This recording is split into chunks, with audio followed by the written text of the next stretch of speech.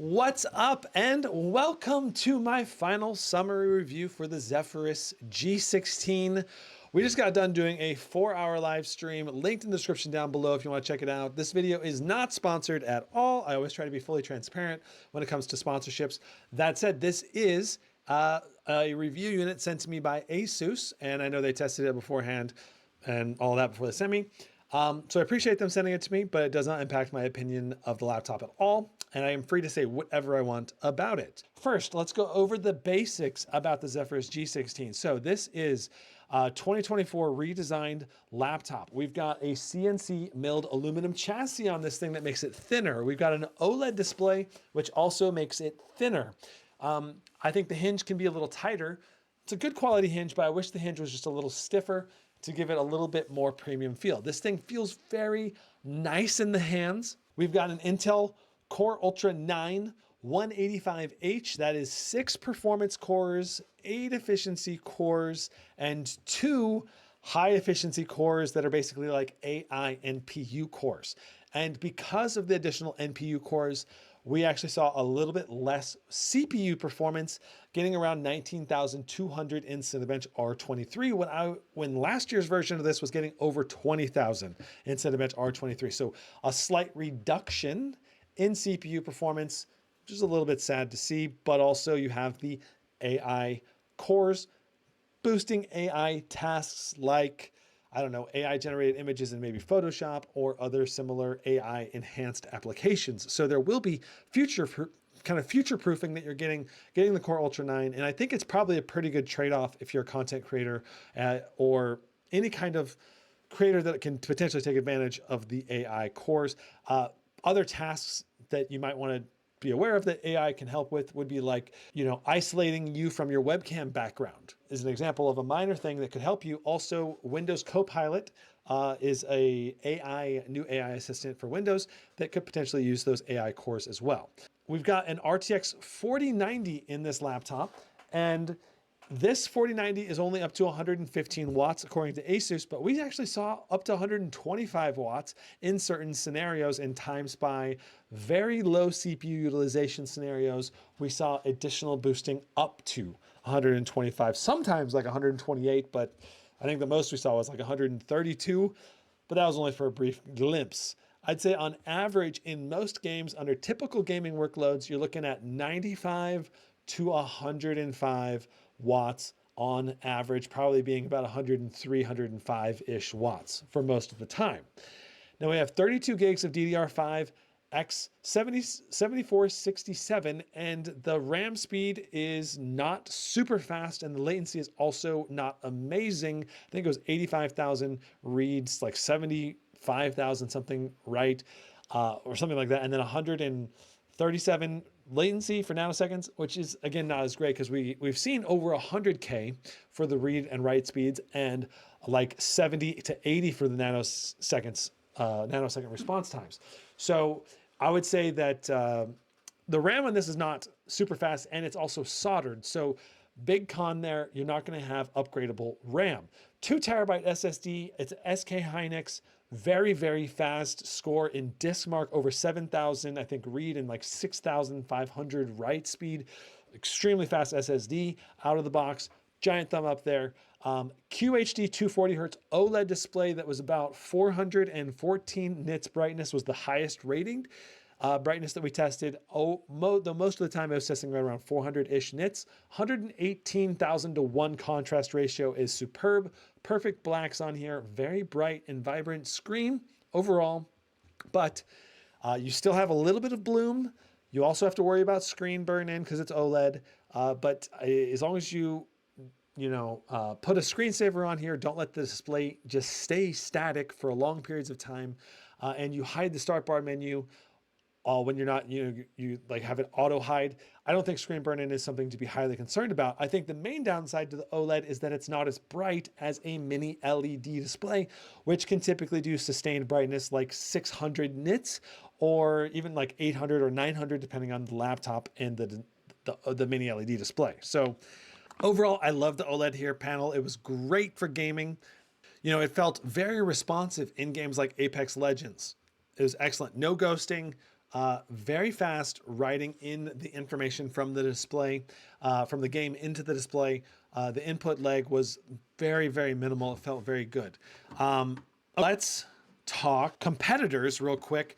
Blade 16, higher powered i9 14900HX with more cores, more threads, more performance capable because of the additional cores and threads. Certainly worth considering if you need more CPU performance or GPU performance, because it's also 175 watt RTX 4090. Very similar QHD OLED display. Excellent. I got to see it at CES. I would say that the Blade 16 is going to give you CPU boost and GPU boost compared to the Zephyrus G16, but it's also going to be heavier and a bit less portable. So there's your trade-off. Do you want to go for the slightly thinner G16? It's also much cheaper. You're almost $900 cheaper here. So for bang for the buck, I think the G16 is the better choice. If you're after the most performance and money doesn't matter, the Blade 16 is probably the better choice. The Alienware X16 Core Ultra 9, so not as powerful of a CPU. RTX 4080 in this particular config unit, you can obviously get it with a 4090. RGB touchpad, which is pretty cool. It's obviously an Alienware software, Alienware premium build quality. It's going to be a good laptop, I think, for a lot of people out there, but it's also going to cost you more than the G16. So the G16, I think, is the better value, but the performance on the 4090 in both the Blade 18 and Alienware X16 are both going to be better because of the increased GPU wattage, which directly correlates to in-game performance for those of you that are after the most possible performance. Continuing down the list here, I just kind of went over the biggest pros and cons. This is a pretty economically priced RTX 4090 at $3299. It's not the cheapest ones. The cheapest ones are going to be like the Omen 17 or the Legion Pro 7i. But for a thin, light CNC milled aluminum chassis, $3299 with an OLED display, I think it's like very nicely priced at $3299. It may eventually go on sale, but I wouldn't expect it to go on sale often or for very much, because I think it's pretty competitively priced relative to the competition. Unboxing the laptop was fairly simple, straightforward. We had a secondary box inside. There was a small box. The power adapter was a 240 watt power adapter with a reversible power plug that goes in either way. Very nicely designed power plug and power adapter that's going to be fairly portable. You of course have USB-C power charging if you want, and a very good overall port selection. You have two USB-A 3.2 Gen 2s. You've got two USB-Cs, one of them being a Thunderbolt 4 and the other one being USB-C 3.2, both having power delivery, allowing you to charge the laptop from either side and utilize docks, Thunderbolt 4 eGPU enclosures, which you may want to use a long time from now. Obviously right now, probably would not be worth it, but maybe when the RTX 6000 series comes out 6 years from now, you could use an eGPU and get a GPU upgrade on your laptop. Yeah, you have a full-size SD card reader that's rated for 312 megabytes per second. Excellent. Only thing missing here would be maybe a fifth USB A or C, but it is a thinner laptop, so I think the port selection is a plus. Probably the biggest cons to this laptop: soldered memory, so you can't upgrade it to faster memory, and or more memory if you want 64 gigs. Some creators or professionals will want 64 gigs or even 96 gigs. You can't do that with this one. You probably got to go for like the Blade 16 or one of the other SODIMM memory laptops out there. For removing the bottom, you'll need a T6 Torx screwdriver head, and you can utilize a keyboard, you can utilize a toolkit like the one linked in the description down below if you need one. But you'll need a Torx T6, which is going to be a rare screwdriver. You probably don't have one unless you bought a specialized kit for it. Now, the BIOS settings can pretty much all be changed inside of Armoury Crate, so not much point in going into the BIOS settings. It's a pretty basic BIOS, but at least it's updated automatically through Windows Update, which is great, and usually won't have any problems. Now, the webcam quality was excellent, and Windows Hello has worked quite well for me, but I did have to upgrade the BIOS to get the Windows Hello to work properly, so be sure to update the BIOS to the latest one, which should automatically happen if you just do Windows Update, or you can use my Asus to use the updates through there, and it'll also install that way. The keyboard on this has additional key spacing for the 2024 version, slightly wider keycaps, about 10% bigger, making it a little easier to type on compared to the 2023 version. The keys feel good. The backlighting, I think, could be brighter and a little bit more uniformly lit, but it works fine. It's a single zone RGB keyboard, not per key RGB, which is a little bit disappointing, I think, for some of you that want the ultimate in terms of premiumness. But this is one of the ways that Asus is able to undercut the competition from the Blade 16 by doing a single zone RGB keyboard instead of a multi-zone or even a per key RGB implementation. You can also make the laptop a little thinner that way and keep costs down all at the same time. So keyboard feels good, has good functionality. I just wish it had FN lock added to it. I think that would be a really great feature to add. They can even do a software feature upgrade inside of Armory Crate, I think, to enable an FN lock type situation to where you can change the priority from F1, F2, F3 to the secondary key functions or vice versa. Webcam quality itself was actually pretty dang good. Good color replication and detail was good for a 1080p webcam. Giant thumbs up, give it an 8 out of 10. Could still be better, could be high resolution, but it's still very good. The trackpad, large, very large, one of the largest trackpads you can get. 16 by 10 trackpad here, very large glass, very easy to do large gestures. The click is good.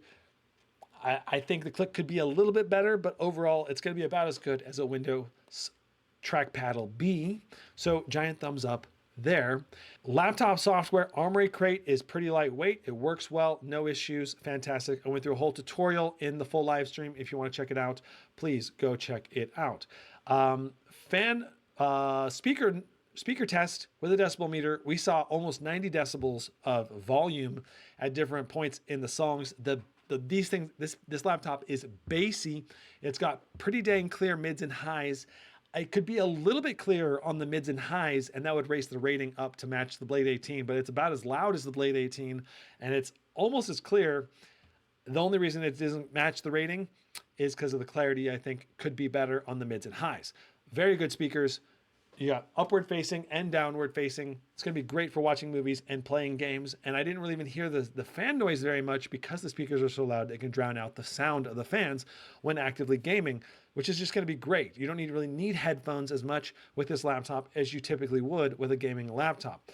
Cinebench R23, 19.5 thousand. Time Spy, we got 17,000 on the GPU, 11,500 on the CPU, which are good scores. In general, it's going to be excellent for QHD gaming, and we saw that in all 10 of our games that we tested today. We were seeing above 60 FPS, ultra settings, with typically very good 1% lows, except for buggy moments where things load in and stuff like that. Generally speaking, very good gameplay and optimization. Helldivers 2 was our lowest FPS. I think we're getting around 65 FPS in that on ultra settings, but it was still very playable. And since, it's a third-person shooter, the FPS, if you're above 60, is still good enough. There's no frame gen here, but it could be better. And if you had a full-power RTX 4090, I think the experience would be noticeably improved. One of the few games where I think the experience would be a noticeable improvement out of the games we tested. Apex Legends, I think we were averaging close to 240 FPS. I think it was 250 FPS. In our actual gameplay test, and it felt great to play on because of the high response rate OLED panel. Very responsive gameplay, which was excellent. Counterstrike 2 on very high settings. We're doing like high 100s, so like 180 to 240 in that FPS range. Going down to just high settings boosted us up to be mainly over 200 FPS. Very smooth, very good gameplay as well. Illuvium, we had a very buggy experience because of Illuvium. I don't know what's going on. If it's with this laptop, something when I'm pressing the escape key, minimize the game for some reason. I don't know what's going on there. Maybe a driver update needs to be done or game optimization. Illuvium's still like kind of early access, pre-early access pretty much for the overworld. Not even out. It's like private beta. I have access because I've been a long time supporter. Love Illuvium. Love that game. I think it's going to be a fantastic game. And generally speaking, the performance in Illuvium in Unreal Engine 5 was good, except in overworld when loading in assets. That still needs to be optimized by the dev team there. I think that's more a dev issue, not a hardware issue. This will definitely be able to handle playing Illuvium no problem at QHD epic settings whenever it fully is released. God of War, we did, I think, around 77 FPS, I think, on ultra settings. When we went down to original, it boosted up to like 130 something, like 135. So Cyberpunk 2077, I think we did 75 FPS on Ultra with ray tracing on Ultra and frame generation enabled. So that's not quite good enough for me. I had to drop things down to ray tracing on medium and DLSS on balanced for us to get over the 90 FPS threshold, which is still going to be a good gaming experience, but I had to fiddle with the settings a little bit to get it to run smoothly. Hogwarts, over 120 FPS on average, which is great, but our 1% low stutters were still an issue here. I don't know. I guess it's probably a CPU issue. I'm pretty sure we were CPU bound. So maybe this Core Ultra 9's just not quite got the chops to keep Hogwarts from stuttering, but it's also the most demanding area of Hogwarts, so it's kind of understandable. But we didn't have that kind of stuttering on some of the more powerful laptops like the Scar 18 that I recently tested. So Hogwarts performance, generally speaking, should still be well over 100 FPS on average, which is going to be great. And that was on all ultra settings maxed out with DLSS on quality. Dead Space, I think we're around the 80 FPS mark. And if you were to go to a higher powered 4090, you get over 100 FPS. So a noticeable improvement going to a higher FPS, but 80 FPS is still good enough to play that kind of game, a third person shooter, kind of horror-ish game. Still going to be a very good experience. I probably would prefer over 90 FPS. So in a sense, I probably would tweak the settings down just a hair. I could still play it though, and it still feels super smooth and fluid. So no issues at all playing on ultra settings. Starfield, we got over 100 FPS with FSR3. It was amazing. FSR3 looks great, played great. Not quite as high as 1% lows as DLSS with frame gen enabled. DLSS 3 versus FSR3, but FSR3 had a higher average FPS, but worse 1% lows. So FSR3, very impressed that it beats DLSS 3 in terms of raw performance. A lot of people are going to love that, and it's going to make older generation of laptops even better than what we're seeing right now and give them more gaming chops as FSR3 is implemented into more and more gaming titles. And it's also going to make the AMD Radeon GPUs far more competitive than what we've seen from recent, I guess, benchmarks. That said, the Alienware M18 with the Radeon 7900M, it's got issues still. So yeah, I'm going to make a video about that separately sometime soon here. Hopefully Alienware can work with AMD and get those issues fixed and ironed out. Competition is good, in my opinion. Baldur's Gate 3, 150 FPS with a more powerful CPU. We were CPU bound. With a more powerful CPU, we should have been able to push over, I think, 200 FPS, probably like 220, 250 FPS approximately when I've tested with other laptops like the Scar 18 behind me right there. So gameplay is still really good at 150. It's a turn-based RPG. It looks fluid except for stuttering when you go between turns, but that happens on every laptop out there. So it's a great Baldur's Gate 3 experience for sure. Witcher 3, great gaming experience. Everything straight out of the box. 90 FPS with ray tracing on Ultra and frame generation enabled. Turning off ray tracing boosted us up to like 135 FPS. I'd turn off ray tracing. I'd prefer the higher FPS experience without ray tracing in that game. Yeah, so that's kind of how the laptop performs in all of the games and everything. Is the laptop actually worth buying at $32.99 if you want a very portable, very powerful gaming capable of, basically you can play everything and have a great time in everything? Boom. I mean, it's still good. It's not going to be as future-proof as a higher powered RTX 4090 that's 175 watts. But for QHD gaming, as long as you can fiddle with a couple of settings, like it's very minor fiddling, honestly. Love the games played really, really well, but some of the games were not quite my perfect, idyllic performance unless I tweaked a couple of settings down, which are hardly noticeable visually speaking. So yes, it's going to be a great gaming experience at QHD. And it's something I can definitely recommend if your focus is thin, light, portable, premium. Like those are your most important features in the gaming laptop.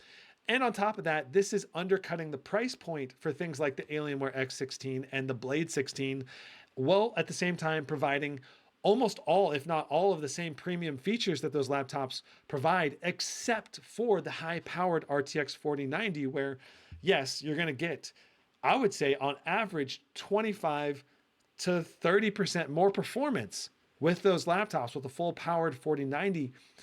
But those laptops also cost 25 to 30% more. So the real kicker is, do you want to go for a thicker machine like a Legion Pro 7i or an Omen 17 and save some money that way? Those laptops don't have the same premium features that this one does. Those don't have OLED displays. Those don't have as vibrant of display, you know, as contrasty. They're not CNC milled aluminum chassis. You know, and they're not as thin and light as this one. So you're making trade-offs when you go with those more budgety 4090 options. Overall, from a 4090 perspective, yes, your performance is not as high, but your premium features are awesome. So, I mean, yes, I can absolutely recommend this laptop with no reservations, pretty much, other than that if you go into this purchase, some games might need a little bit of tweaking to play perfectly, and that you're not going to be as future-proofed. Say 5 years from now, a full-powered 4090 will be more likely to be able to play those most demanding new games that just came out better than this one. So it'll last a little bit longer. If your goal is to stretch the length of the laptop that you own, say to 5 to 7 years, then yeah, I would say going for a full-powered one might be a bit more advantageous. But at the same time, this thing will still probably be able to play those new super high demanding games, but just on lower settings. You might have to go to medium, but it's still a very enjoyable experience on medium or high. And this will probably still be able to play those new games, you know, 4, 5, 6 years from now. So those are the trade-offs with this machine. Absolutely can recommend it. That's my review of the Zephyrus G16 with the 4090 for 2024. Love the machine. Love using it. I've been using it now for a little over a week, and it's 2 giant thumbs up with pretty much no issues. Thank you so much for tuning into the live stream. It means a lot to me that you guys stop by and you enjoy my content. Please consider subscribing and liking this video. I'll see you in the next one. Brandon out. Huzzah.